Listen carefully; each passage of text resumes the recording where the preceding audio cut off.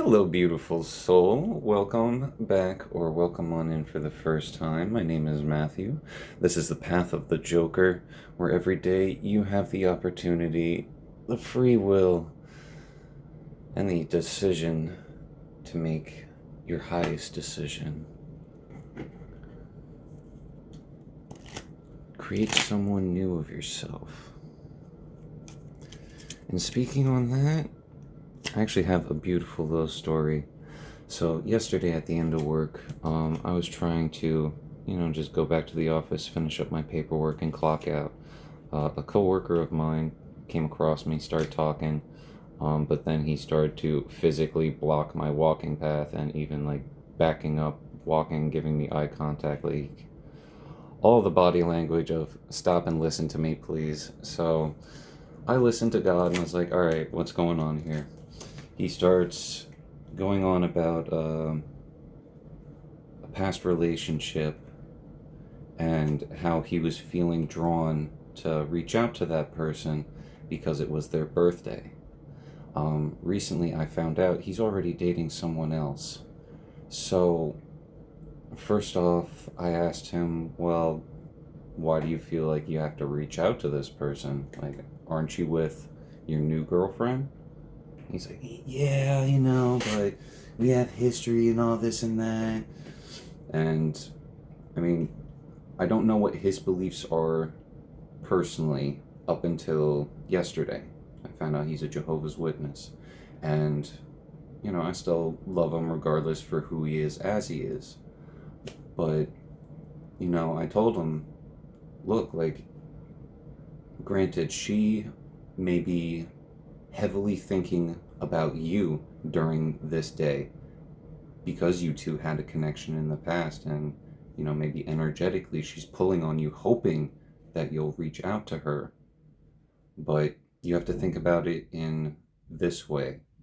Like, I don't know what's going on in your personal life with your girl, but like the last time we talked, you seemed like you were very joyous about your connection with her. So if you were to reach out to your ex behind your current girlfriend's back, like, though she wouldn't see it, everyone on your spiritual team and God would see it. How do you think that would look on you? Like, you're happy in your relationship currently, right?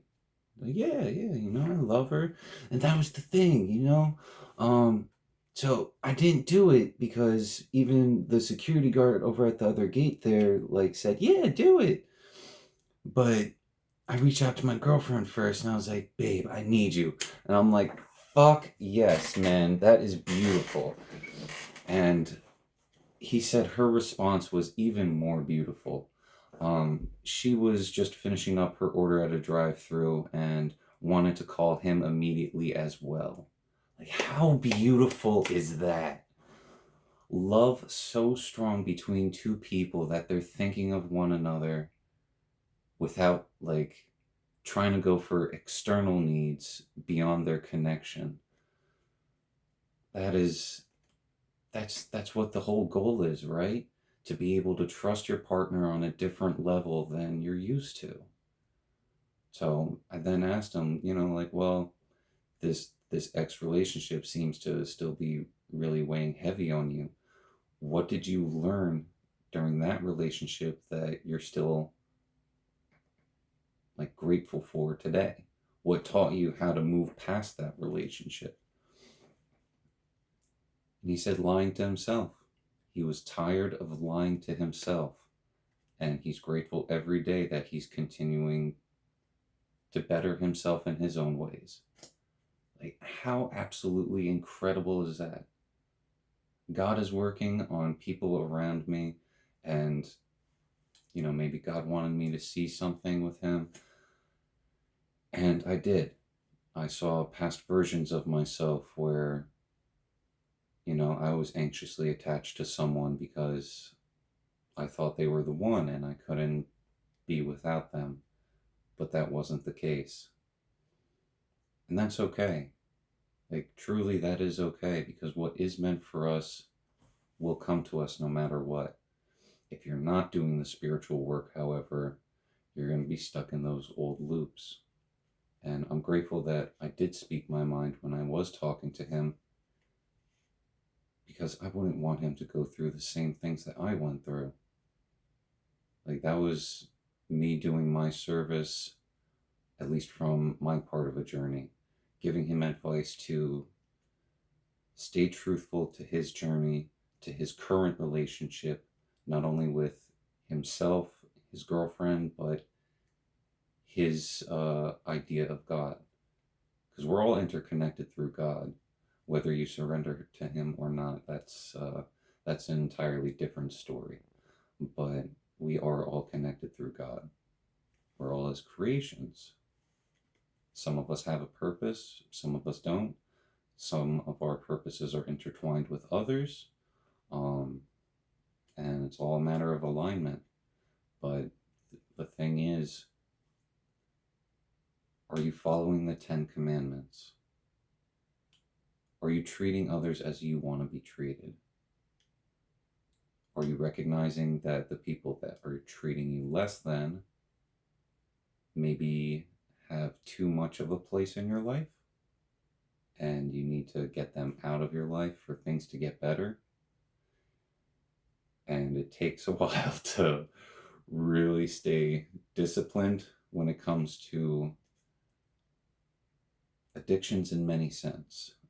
Addictions could also mean chemicals, but it could also be habits like gossip, like love bombing, like getting a power trip over bullying someone. Like it could be an addiction to so many different things, even working, putting so much of your time and effort into work before giving back to yourself, your loved ones, those closest to you. So I said all that for a reason. I hope it melted with you well. It blended with you harmoniously. We're back at the Tree of Life. So let's see what has to come out. If you made it through that long intro, I appreciate you. I wasn't expecting it to be that long, but it is what it is. Like, comment, share us around. My sweet potato's doing good. I was a little scared today because the heat has been intense lately, but I had given it some more water yesterday so it can make it through today's heat wave. But when I went to go check on it, it was wilting. I was like, oh shit, too much heat. So moved it into the shade and instantly perked back up. So our sweet potato is still doing well, but it definitely needs a transfer. So since I have today, tomorrow, and Sunday off, I'm gonna do all my house chores, go get some big potted plants. I still have a whole bunch of dirt in my basement that I can use for the different sprouts, and just helping them keep growing. Plus, with me tending to the overgrowth of my backyard, I now have a bunch of foliage nutrients. So it'll be like leaves, twigs, layers of ash and charcoal, some of the dirt from my backyard, and potting soil. Just like a good natural mix of all the nutrients available. So hopefully you're in there too. You're giving yourself the nutrients that you need. Because if you're not taking care of your temple, you're not even taking care of your spiritual life. Like, both of them go hand in hand. A healthy mind and body gives you a healthy spirit. How do you have that relationship with spirit if you're constantly destroying yourself? You're more so dancing in the dark with the devil. Starting up on the first seat. Remiel, Angel of Visions. I don't know about you guys, but this is starting out nice and light. I'm feeling bubbly. I'm feeling good. Things have been A little up and down at work, but things are out of my control, so being able to let go of that really helps. It really helps the mental filter stay low. So maybe you're also learning how to filter through your own visions. Remiel, angel of visions, the shepherd of good graces, a shining light in the distance, beckoning us forward into the future. The green pastures beyond the next hill are hard to see. Remiel assures us that things will get better. It whispers, "Something is coming, and it is beautiful." Keep pushing toward the horizon, toward the setting sun. As the light fades, you feel as if someone's watching you. Far in the distance, you see a lame figure walking a dove on its shoulder. You stop for a moment to marvel at this vision. When you move again, it is gone. You hear a flutter of feathers as the dove lands gracefully on your shoulder.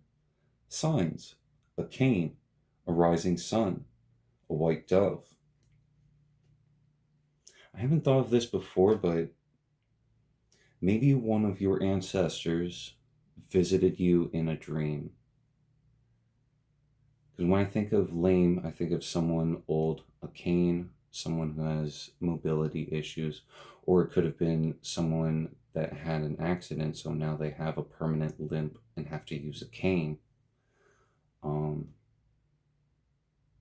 The feathers, and again, we're in Angelarium right now.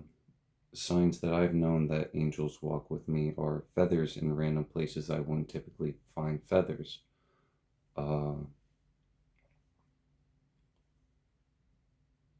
So, sorry, just follow with me with this mental translation.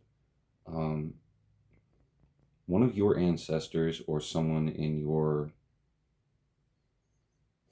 spiritual heritage is passing something to you. A white dove signifies peace. In the Bible, it showed that there was land after Noah's flood, or not Noah's flood in particular, after God's flood. That's at least what's coming to mind. Second seat. Gavura. Judgment. Israfel. Angel of Song.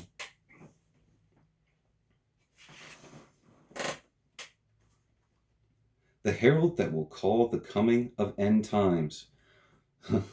Right with Gavura. And, I should start going back to the other Tree of Life popping up. Because, each emanation has its own meaning as well. Judgment and Israfel's Song of End Times. Quite the combination.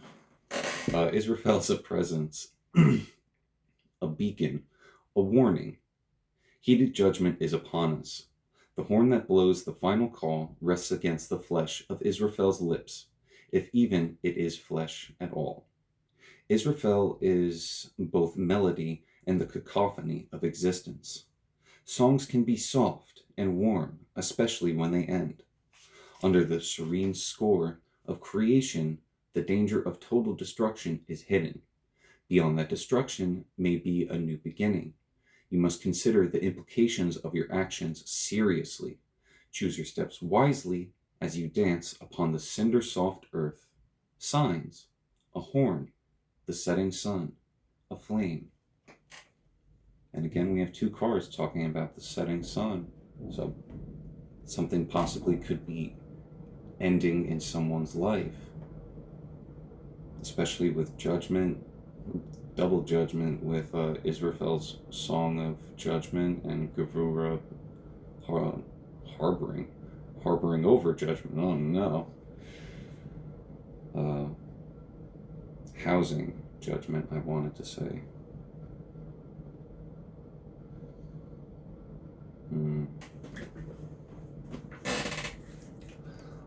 Third seat, Hod, submission.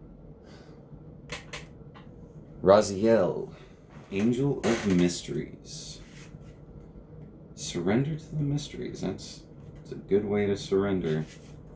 Sometimes we are not meant to know everything. Sometimes you'll never know what happened. And that's where you submit to mysteries. Raziel. Raziel. The Keeper, the speaker of truth. All knowledge is pressed within the binding of his book. Raziel stands at the foot of the tree of life and observes all of creation. Ever the diligent witness, forever transcribing the whole of creation. The book is passed to Enoch through his journey into the tree of life. There are some things we simply cannot know. Such is the precious narrative of life. We can know the parts that we play, but not the story's end. Secrets and hidden endings keep the performance alight and dancing through the universe. Raziel, wrapped on high, our ever-present observer, we dream and fill Raziel's book of mysteries. Our breath turns its page. Exhale. Signs. A book. A mask. Codes. It's a beautiful thing when it just aligns perfectly. Fourth seat, Chakma, wisdom. Maybe you have some wisdom of annihilation. Hazmed, angel of annihilation. Sorry for my squeaky chair. It's old, but hey, it is what it is. It doesn't bother me, so if it bothers you, sorry. The Unmaker, a terrible sight to behold, the void eating itself and making itself anew. That which should no longer exist is unmade by Hazmed's hands. There is something that needs to be removed. Look upon that which should not be, and lose it from existence. Signs, a hood, an eclipse, an empty field. Maybe you're a farmer, your field is empty. That's the only thing I can think of when I think of an empty field. There's so many different spots in Jersey where it's preserved farmlands and active farmlands, so you'll see them cycle through crops throughout the years. Throughout the years and the year itself, like the seasons, I should say. And, there will be times where the field is empty, where they're going through a reset. So maybe that has some significance. Because I don't think we went through an eclipse anytime recently. I could be wrong. But you have some wisdom of something that needs to be removed. Only you know what it is. Just said, empathy. Angel of Mercy, Zed Keel. I don't like seeing Hazmed and Zed Keel back to back. Angel of Mercy, Zed Keel, the one who meets our forgiveness, who mets our forgiveness, and the one who judges transgression. Zed Keel is a swift gavel as well as the crushing hammer. Those who have sinned against your fellow man, Zed Keel may relieve you of your punishment, but in asking you, submit yourself to the scales of the angel's judgment and wrath. Zed Keel sees all the cracks and seams of the soul, finds all the things we cover up to convince ourselves of the illusion of a mortal existence. Zed Keel reminds us to reveal our failings openly and be judged by those that have the power to forgive. It is only the just who may make such reckoning. Signs, scales, rising smoke, a gavel. Maybe you're involved in the court system in some way. What position? I don't know. Maybe you're a juror, maybe you're a bailiff, a judge, prosecutor, defendant. This could also be spiritual court. Talking about the inner self, talking about masks. And that was with Raziel, masks. Right?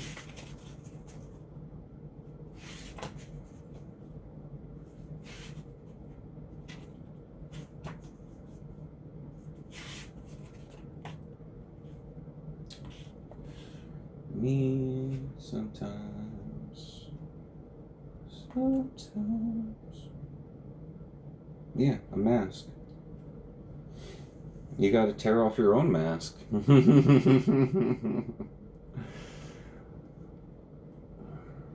Empathy, forgiveness, judgment. Maybe you're under judgment and you're seeing where you have to be empathetic. Learning to forgive yourself in ways only you and God know. Hey, if you are learning to forgive yourself, it's a beautiful thing. It really is. Because admitting to yourself and to God that you treated someone less than, it's not always easy. And there are people in the past that I have treated that way, and I'm grateful that God is always listening to me and allowing me to be authentic with Him.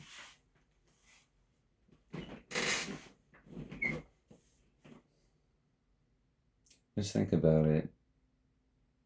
At least in terms of my situation, family members who instantly distanced themselves after my dad passed, constantly keeping me at arm's length for like 4 or 5 years. What kind of family does that? They were all there for the funeral, the wake, the after party, but then when it came to real life and being there as a family ever, that never existed until I was like practically out of high school. And then they suddenly invited me around one year for Christmas, like nothing fucking happened. And it was like, well, what's really going on here? Like for real. And then even after that, no one again reached out for any kind of reason, though I would extend a hand, be like, hey, could we hang out? Hey, I want to come see you. Particularly more so my aunt and my grandma at the time before she passed. Um, I was met with a stone wall time and time again. So I learned early that my family wasn't really my family. And, I understand that they also had their own lives because they were adults with families of their own at the time. So they couldn't be around me all the time to give me proper guidance and whatnot. You know what I mean? Though there are some family members that were decently close by and could have invited me around, especially when I started driving. But as far as I've slowly realized over the past 2 years, the majority of my family being connected with me on Facebook and me not giving a fuck about what I posted, they saw everything and have just been probably silently judging and gossiping amongst themselves about me while I wasn't around. Instead of giving me guidance, instead of telling me, hey, you probably shouldn't do that. One of my cousins, who's fucking hilarious, she tried to use the fact that my dad died as a means of trying to scare me into not posting things on Facebook. That was hilarious and a real, like, what the fuck is your problem kind of moment. So I'm grateful that, they also showed me time and time again that they really couldn't be trusted to begin with, and it was good that I kept my distance. Moving on. Netza, endurance. The sick. Oh. Whoever you are, I do not know what you did, but dude, you got three of like the most brutal angels in this deck, back to back to back. Simikiel, Angel of Vengeance. We had Simikiel, last reading, but closer up on the seat. Um, hmm. Maybe you're going through the endurance of this Angel's Vengeance. Ooh, you must be going through something heavy. Like these like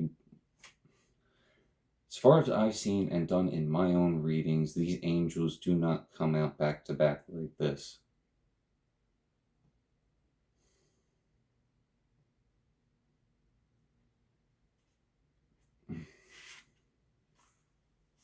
Simikiel, Angel of Vengeance. When the time comes, we all call its name. It is ever the instinct in our throat when we seek retribution. We choke on it even as we languish in every syllable. But those who call in Simikiel without cause will have harm fall back upon them threefold. It is the way of Simikiel's sword, cutting in both directions. While we gird our fragile hearts against being hurt, pain will make its attempts on us by any means necessary. It is in our soul to survive at all costs, even if it means violence. Try to resist the urges of your barbed heart. Simikiel knows not forgiveness. Signs: a sword, a thorny branch, pierced skin. Yeah, maybe you have piercings. Don't know where, don't care where. Ah.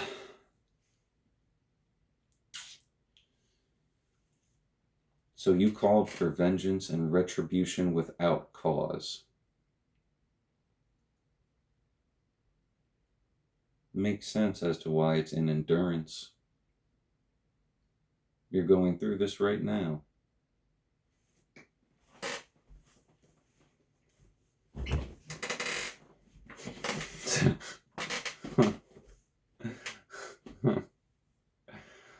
Oh man. Yeah. Maybe you have some monitoring spirits in some sense floating around you as watchers of all kinds. Watchers of all kinds in this digital age, man. Like if you have a digital footprint, you're being watched in some sense, whether you like it or not. So I've had to come to peace with that and learn to let that roll off my back. Because I know my past digital footprint really reveal it, Uriel. My past digital footprint really was not the best, and I'm grateful it has changed. Seventh seat, Angel of Flame, Uriel.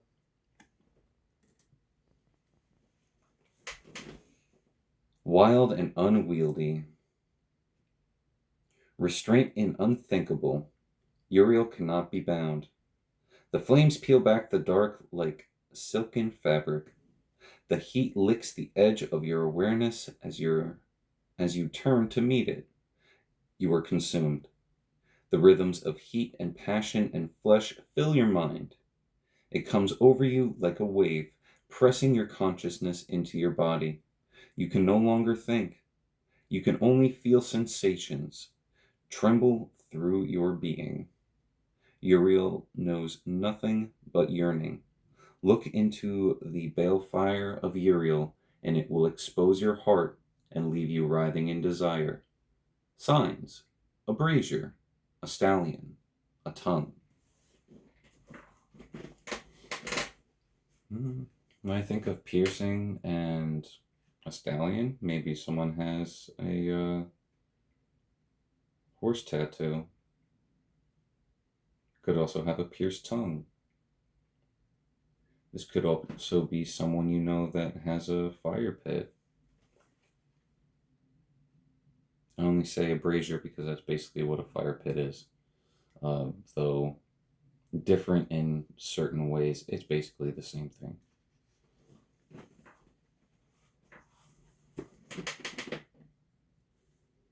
Being consumed by desire. That sounds like falling into temptations, addictions, habits that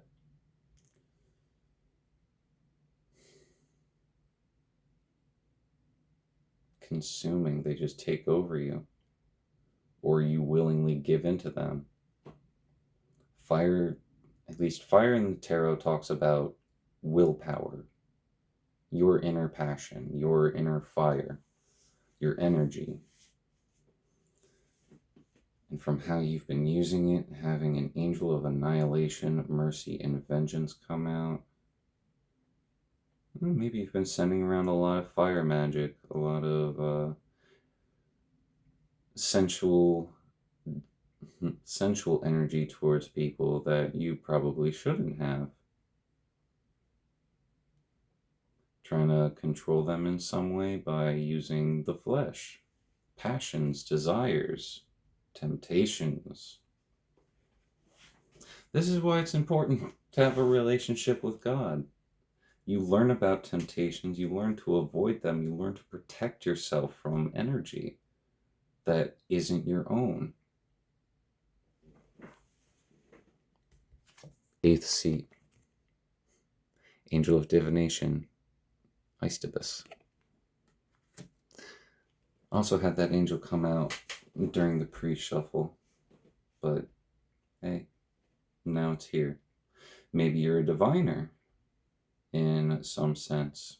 Flip cards, scry, script, word magic, whatever it may be.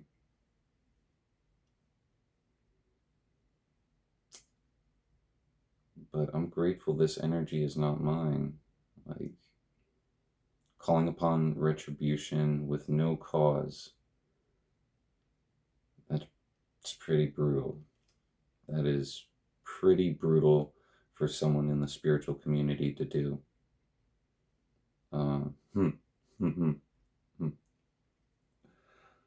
man. You've called its name, and so it has come, but you do not command what is foretold. Thank you, Archangel Gabriel. I heard that horn. I don't know if my phone picked it up, but there was a train horn. Aistibus can only be an uncertain ally in these mercurial times. Aistibus reveals the ever-shifting rhythm of the skies and beckons us to observe the alignment of signs. Excuse me. Something is seen in the clouds, in the leaves, in the shadows. Something as glorious as fate. You observe something that could not, must not be real. Curiosity is your call to action. You are compelled to go. Signs, sacred geometry, a cup of tea, a falling star. And that's in your heart. The beauty. What beauty are you being called to? Because your emptiness was a consuming flame of desire. So what do you see as divine in your heart?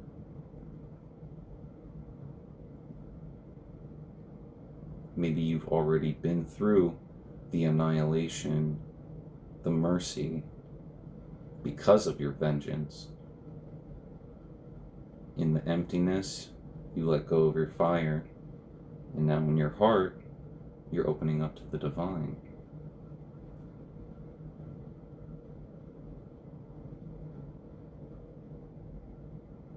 My third eye has been throbbing ever since Hazmed, and I really didn't want to say anything about it because I just wanted to finish getting through it, but it's really now we make the connection. Shatiel, Angel of Silence.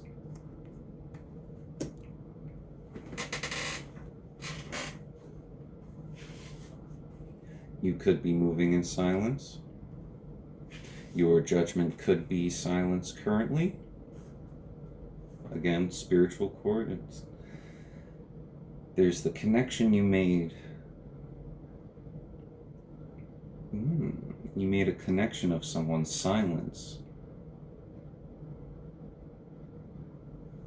Shatiel, angel of silence. Words fail. The wind dies. The earth comes to a rest. Shatiel descends in stillness. New forms for all things emerge, touched by the elusive finger of the angel Shatiel. Space fills with silence, and void gains new meaning. We are held still by the grip of its presence. Fear is useless, as its presence is almost always brief.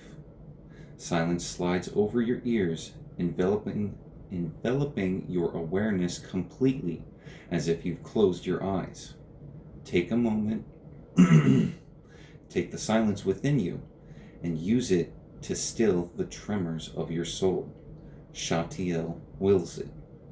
Signs: a feather, a chair, a person kneeling. If you made it this far and you're realizing we just came full circle from the first seat, like, comment, and share us around. A feather. A white dove lands on your shoulder. A fluttering of, God, I love you. I am eternally grateful, God.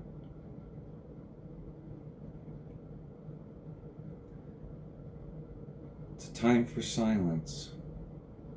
Whatever that means for you, time of reflection, a time of cutting off people that no longer need to remain in your life.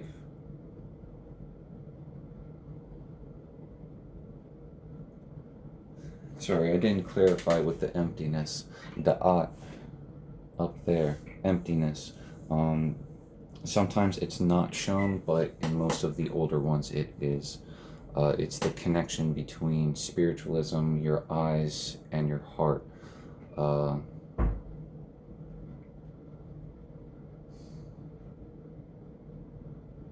world between worlds. Like that kind of emptiness. 37:37 on the clock as I said that. 10:10. Closing of a cycle. That's where we'll end it. I love you, beautiful soul. Best of luck with those angels and whatever retribution you called upon. You're gonna have to go through it. There's literally nothing I can do about it. You will have to endure it. If you want to ascend, you will have to endure it. It looks like you're willing. God says as long as we're teachable, we're really close to God. Remain teachable. Best of luck, beautiful soul. Peace!